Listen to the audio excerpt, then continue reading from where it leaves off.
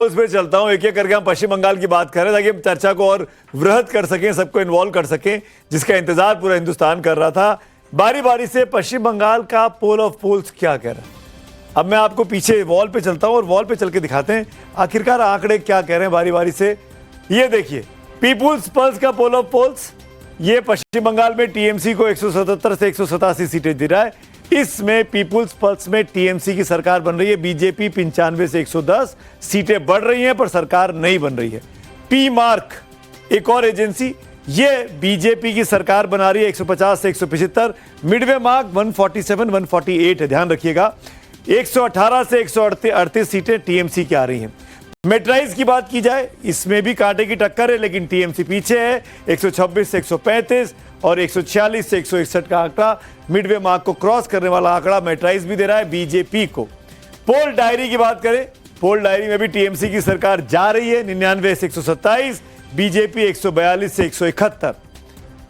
Chanakya strategies 130 से 140 दे रहे हैं टीएमसी को, 150 से 160 यहां भी बीजेपी की सरकार बन रही है। ध्यान से देखिए इस आंकड़े को। और जेवीसी का एग्जिट पोल जो हम आपको दिखा रहे हैं, 131 से 152 टीएमसी, 138 से 152 ये भी मिल रहा है बीजेपी को। तो यहां पर कांटे की टक्कर है लेकिन बीजेपी को एज है क्योंकि 138 मिनिमम आंकड़ा है, इसका 131 मिनिमम आंकड़ा है। और ये मैं आंकड़े नहीं पढ़ रहा हूं अदर्स वाले, ये उतने मायने नहीं रखते क्योंकि असली लड़ाई यहां पर है। और इस लड़ाई में हम ये कह सकते हैं 1 2 3 4 5 6 सर्वे में से, 6 एग्जिट पोल में से केवल एक एग्जिट पोल है जो टीएमसी की सरकार बना रहा है, पीपुल पल्स का। अब बंगाल के बाद बात कर लेते हैं असम की। असम के आंकड़े क्या कह रहे हैं पोल ऑफ पोल्स के, ये आप देख लीजिए। पोल डायरी, असम में बीजेपी की एनडीए की सरकार 86 से 101, कांग्रेस के खाते में 15 से 26।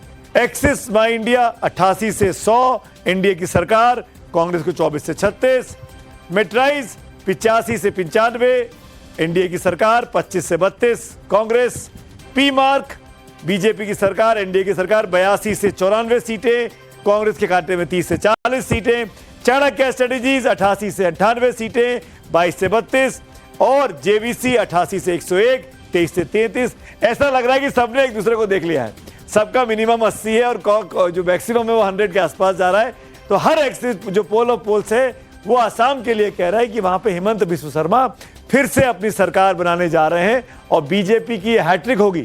2 बार से बीजेपी की सरकार बनी हुई है, पहले सोनोवाल थे, फिर हेमंत बिस्व शर्मा आए और अब यह लग गया बड़ा साफ साफ कि वहां पर बीजेपी की सरकार, एक भी एग्जिट पोल नहीं है जो ये कहे कि वहां पर कांग्रेस गठबंधन की सरकार बन रही होगी।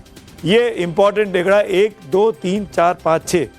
अब बात कर लेता हूं तमिलनाडु की। तमिलनाडु एक और इंटरेस्टिंग राज्य है, वहां पे क्या हो जा रहा है। पोल ऑफ पोल्स के आंकड़े आपके पास हैं, 3 सर्वे हमारे पास आ चुके हैं पोल ऑफ पोल्स में।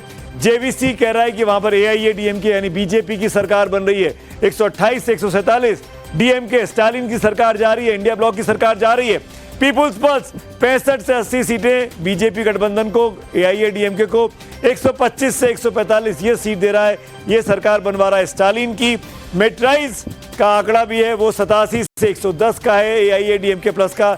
ये याद रखिए, ये एनडीए है, ये बीजेपी का गठबंधन है, ये डीएमके गठबंधन है, ये कांग्रेस वाला गठबंधन है। 122 से 132 सीटें जिसको आप इंडिया भी कह सकते हैं, ये इसको एज है।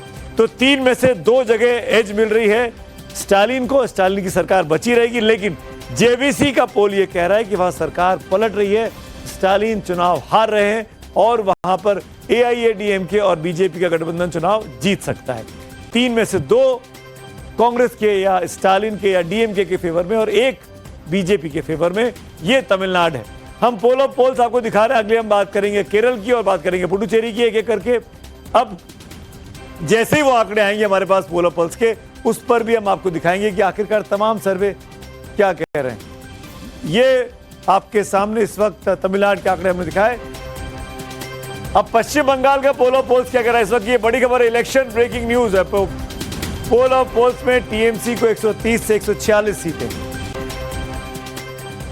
पश्चिम बंगाल के पोल ऑफ पोल्स का जो एवरेज निकाला जाए तो बीजेपी को 137 से 155 सीटें, टीएमसी को 130 से 100,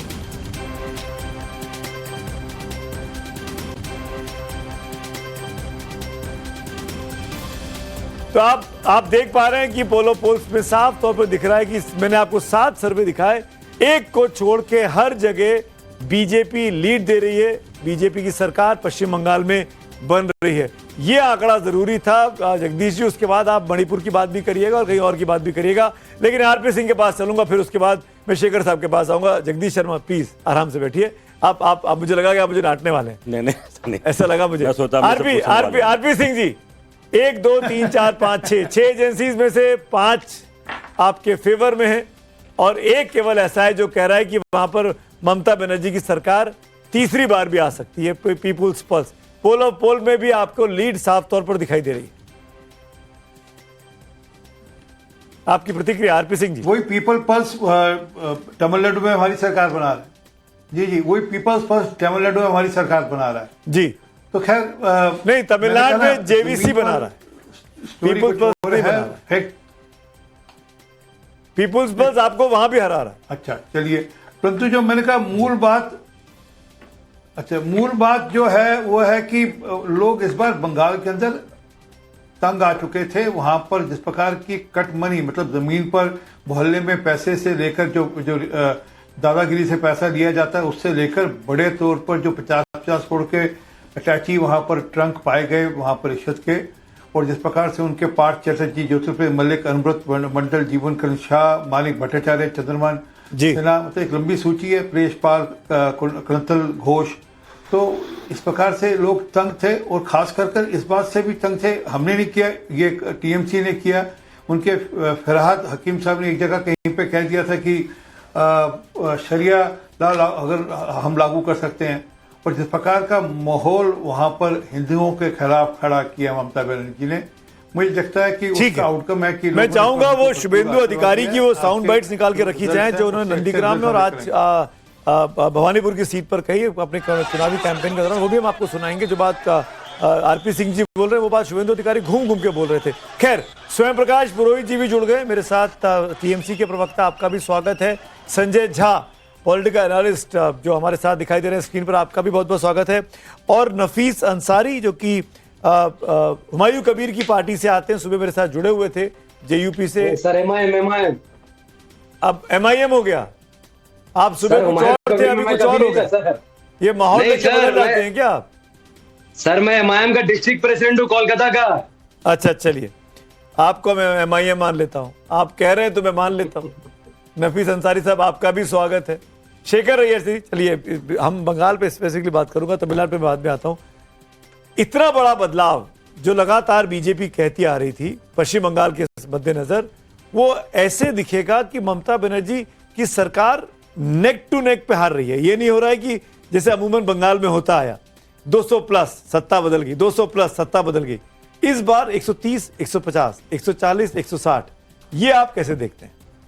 देखिए, मुझे ऐसा नहीं लग रहा है, क्योंकि फेज 1 बीजेपी का स्ट्रॉन्ग होल्ड था, नॉर्थ बंगाल था जी, और जंगलमाल था जी, तो वहां पे अच्छी परफॉर्मेंस होगी।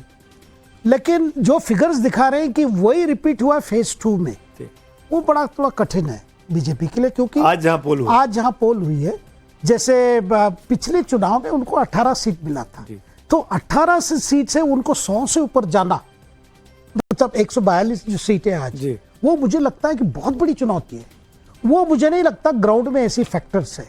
जो मुझे लग रहा है कि जो ज्यादा ये जो फिगर्स है ना, 177 जो तृणमूल को देने की बात हो रही है, पीपल्स पल्स, वो थोड़ा ग्राउंड रियलिटी को रिफ्लेक्ट कर रहा है। इसीलिए देखिए, ममता के लिए ये जो फेस है स्ट्रॉन्गेस्ट फेस है। सारा एम फैक्टर यहां काम कर रहे हैं, महिला फैक्टर, मुस्लिम फैक्टर, माइग्रेंट, सारे फैक्टर्स यहां पे। तो यहां पे देखिए, ममता को जो भी उनको ज्यादा हासिल कर रहा है ये इसी फेस है, क्योंकि नुकसान पहली फेस में हो चुकी है। इसलिए मुझे नहीं लगता है कि इतना आसान है कि बीजेपी पूरा पलट लेगा, लेकिन ग्राउंड ऐसा है जहां पे बीजेपी बहुत बढ़ोतरी होगी। और ममता का चिंता देखिए, ये नहीं है कि बीजेपी तुरंत एकदम उनको हटा दी। बीजेपी की ममता की चिंता है कि अगर बीजेपी 100 से ज्यादा जाती है और रुक जाती है मेजोरिटी मार्क से, और उनको एक मेजोरिटी मिल जाती है, लेकिन 212 से अगर नीचे आ जाती है, तो ममता के लिए मुश्किलें और बढ़ेगी। क्यों? यानी चुनाव